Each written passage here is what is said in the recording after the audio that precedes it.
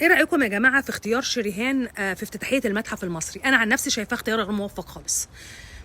في وشوش مصريه اكتر من شريهان. في ناس بتبقى مشرفه اكتر من شريهان. يعني لما اشرف سيف قال مجدي يعقوب او فاروق حسني انتقدوه، طب ليه؟ يعني مش ناس انتقدته، انما شايفه كومنتات بتقول له ليه. وفي ناس كتير بتقول له بس انا مع الراي ده. ليه؟ وليه لازم يكون واحده ست؟ يعني انا كل ما اشوف شريهان يعني افتكر مشاهدها الجريئه مع عادل امام، او مشهد المايو في العذراء والشعر الابيض مثلا. يعني ايه كل انجازات شريهان؟ ليه؟ ونفسي ما نلاقيش وشوش غير مصريه في مناسبات مصريه بحته.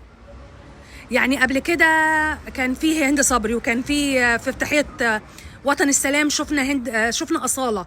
في المسلسل الشهير اللي عمله بيتر ميمي عن الجيش شفنا جمال سليمان وهو في الزي العسكري المصري، واصلا هو لا يجيد اللهجه المصريه، هو مش عارف يتكلم مصري كويس.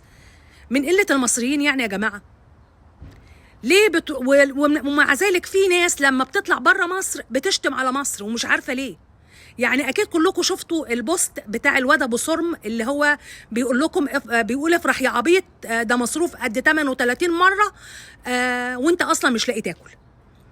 يعني يا عم خليك في حالك يا حبيبي، خليك في حالك. انت لولا مصر اصلا ما كانش حد عرف اسمك. هو على فكره هو غاوي كده، في كل مناسبه يفضل يجيب سيره مصر. انا نفسي اقول له بس يا ابو صرم خليك في حالك، خليك مع نفسك، انت مالك. وللاسف في زيه كتير كده لما بيطلعوا بره مصر لا حتى ما بيجيبوش سيره ان مصر هي اللي عملتهم او شهرتهم، وانتوا عارفين الكلام ده كويس. سلام.